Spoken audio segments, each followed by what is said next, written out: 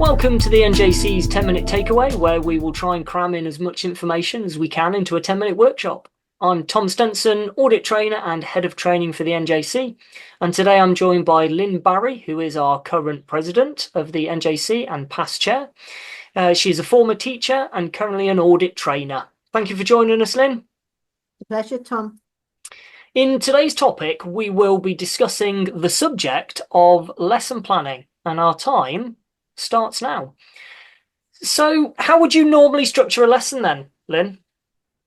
I think, to be honest, as you get more experienced at it, it takes less time to think about how you structure a lesson. But, you know, when people are first learning, they really need to think about this. But basically, every lesson that you have must have a start, it must have a middle, and it must have an end. And by the end of it, the pupil's got to have improved and be better. So to structure the lesson, the start of it is the hello, how are you today? And you've got to mean that, and you've got to notice if there's anything different, or if they don't perhaps look well, or they're rushed, or they're, you know, if they're late, it cannot be a great start. So the introduction, and then the recap, what we did last time. Do they remember? What were they pleased with? What are we going to look at, you know, to improve? And then what were the goals? Because normally I would set them at the end of the last lesson. I'm always aware, and I'll always ask them if they've got any questions or anything else that they want to put in. But I'm always aware that, you know, if they practice something with mum or dad, that they might have different goals in their head, or an extra one to what we planned at the end of last lesson. But that's fine. A good teacher needs to be flexible. So we've done the introduction, we've recapped, we've set some specific clear goals now. So that really is the start of the lesson. We've also shared how we're going to go about doing that. So I'd perhaps suggest that, you know, if they're partly trained, we'll start with me prompting where I see I need to. Are they okay with that? And then as we go through the lesson, we'll try and get more independent as we go through. You know, how do they feel with that? Have they got any questions? And then basically we're ready to go. The middle bit is the longest bit, the practical bit, the bit where I'm looking for what they are trying to achieve. So we're working on the goals, but we also, if something happens along the way, like we need to deal with a meeting situation, which isn't a goal, but it's happening up ahead of us, or blue lights come through, that's a need all of a sudden. So I would try and deal with those as well. Personally, in lessons, I like pulling over, not because something's gone wrong, but just to catch up. And we have catch-ups a couple of times in a lesson, just so that we can talk about what we've done and go over it. And then at the end, just feedback all the way through, but at the end, final feedback. Pull the whole lesson together in a way that you leave them feeling enthusiastic about it. They've learned something and they want to come back for another lesson, and set the goals for next lesson. So you've got a clear start, a clear middle, and a clear end. Probably it's the middle bit that needs talking about a bit more. Yeah, I think that's interesting, because I think all three of those stages are just as important. And I often refer to the first stage as the information gathering. You know, what we're trying to do is work out what the pupil can remember. As you said, if they've been out with mum and dad, are there any concerns that they've had? You know, they may have reflected on last lesson and changed their perspective of what that lesson looked like. And if we don't gather all of that information, that's going to cause us obstacles on moving through those stages later on. Yeah. And yeah, I agree. I think that the middle section there is, although they're just as important, it definitely highlights when I'm out training with PDIs and ADIs, in getting that middle bit, that training, that practice, that maybe before the consolidation of what we've been doing in the lesson.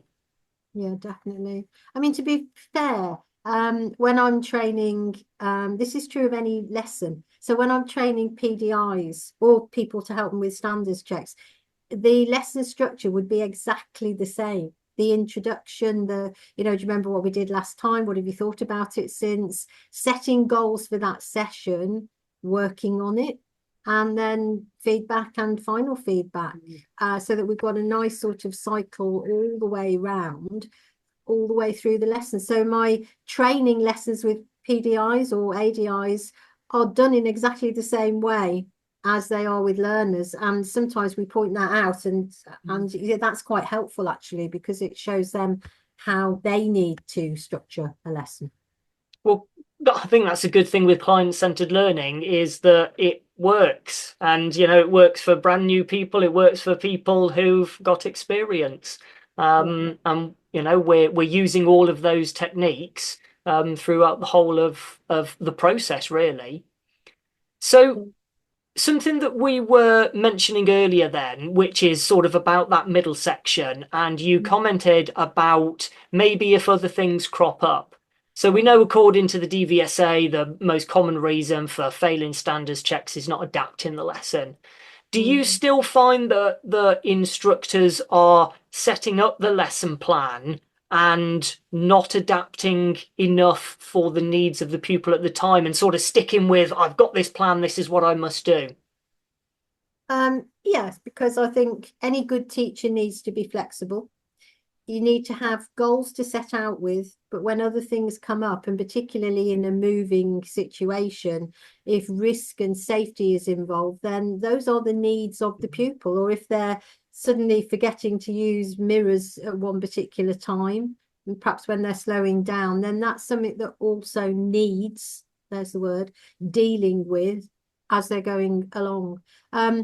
However, I do think sometimes that when we talk about adapting a lesson, people get slightly confused, because to me, you don't always need to completely change that lesson round. Mm, To me, some of those things. So if my goals were turning right at traffic lights because it needed practicing, and suddenly as we're going along up to the first set of lights, the pupils not regularly checking their main mirror, I feel that I can still continue with turning right at lights, because after we've done that, we can come back to those mirrors again and try and get that mm, better as well. So sometimes it's just about adding something, or it's about prioritizing something. For yeah. the next 5 minutes, should we just prioritize your mirrors?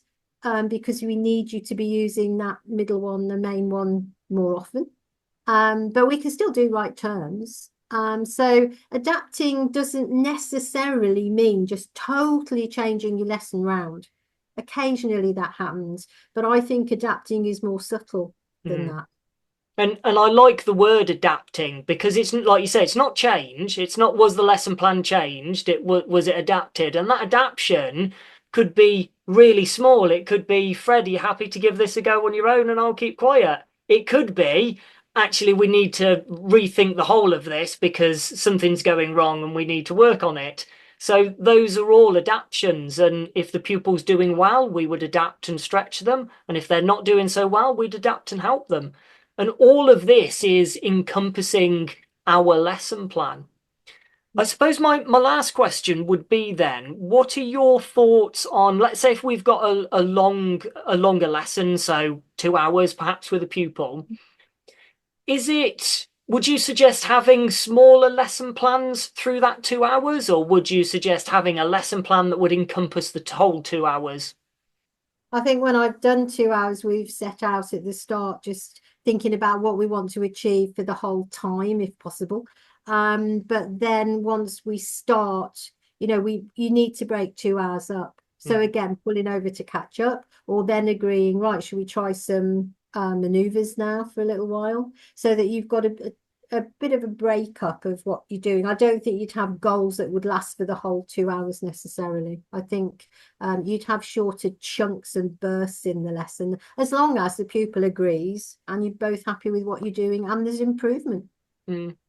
And I think if we're, especially if we're not concentrating on topics so much, but concentrating on goals, needs, and skills, then Mm, we can use lots of different topics to practice and achieve those goals. It doesn't necessarily have to be the same topic every time. yeah. So if we could give people sort of 3 tips for lesson planning, could you give us an idea of a tip that you might give? Well, one is that there's 3 parts to this: the start, the middle, the end. And I think you do need to clearly have those. Another tip would be to be flexible with your Yeah. lesson plan. because just because you've decided in your head that it's going to be one thing, things change along the way, or they might even change by the time the pupil gets in.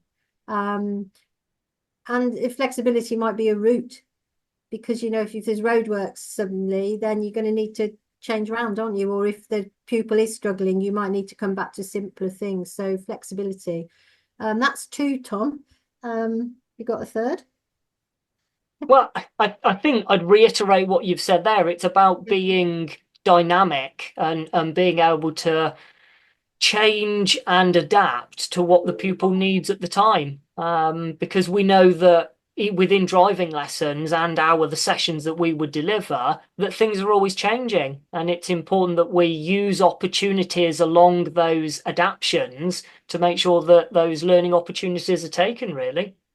Yeah, I agree. I've thought of a third one. That would be when you've done a lesson and you get a chance, just reflect on it, because that's still part of it. You having to think, how did it go? What could you have done differently? Or were you really pleased with it? And did the pupil go away feeling like they really want to come back and they've enjoyed it? Mm. Brilliant. Well, that's the end of our 10 minutes. Can I just say thank you very much for joining us again today? And we look forward to having you back on another session. Thanks, Tom.